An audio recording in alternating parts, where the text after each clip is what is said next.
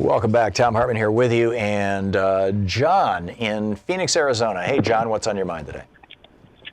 I was just wanting to talk about between a lot of the politicians we have that are all kind of under the Democratic, you got the Democratic establishment, liberals, kind of, like your person that I talked to, but you kind of know who I'm talking about. And then you got the Bernie Sanders, the AOCs, the Ro Khannas, the progressives who, a lot of people actually follow politics somewhat closely, and are progressive, know kind of a lot of the differences of the corporatists are taking money from all these different corporations. You can't really, trust them. And one of the big talking points against the whole Medicare for all thing is we can't afford it, which has been proven that it's actually cheap in the long run over the next 10 years than it would be if we didn't have it. So right. Over a decade, it'll save us almost $10 trillion. Yeah.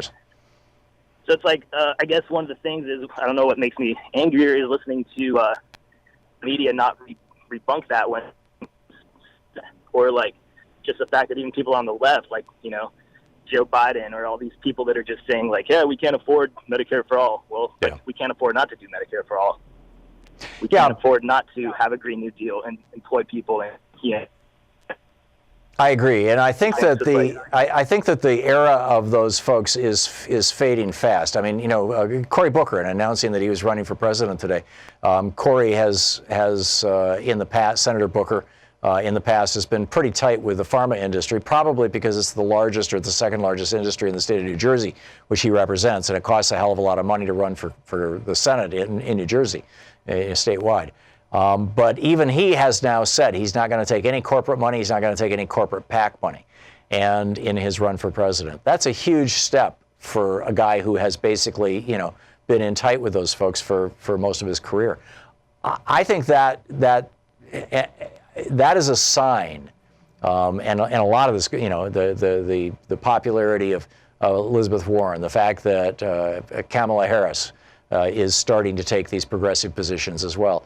I think this is an indication that the day of the neoliberals, the day of the Bill Clinton Democrats, is over, and that it's just a matter of time. It's just a matter of probably, at the most a generation, 20 years, at best probably 4 to 6 years, that we're going to see a major turnover in the Democratic Party. We saw this in the Republican Party just, a decade or so ago, where the last of the moderate Republicans died off, the so-called moderate Republicans died off, and now it's every Republican salutes the flag of "We hate Medicare," for example.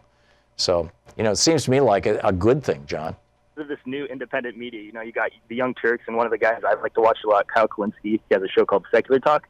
He's affiliated with the Young Turks, and a lot of these people are pushing these really progressive candidates, and they're giving them airtime that the mainstream media just isn't. You can basically buy your way into the mainstream, buy yourself into the mainstream talking points of who's going to be the next president if you have billions of dollars. And these people are just so far out of touch with the American people and what the American people want, because they don't know. They think because they're billionaires, and they try to play this in between, corporate dem, we'll get people on both sides. But if anything proves that doesn't work more, it's Hillary Clinton against Donald Trump. People don't want that kind of politician who are on the left.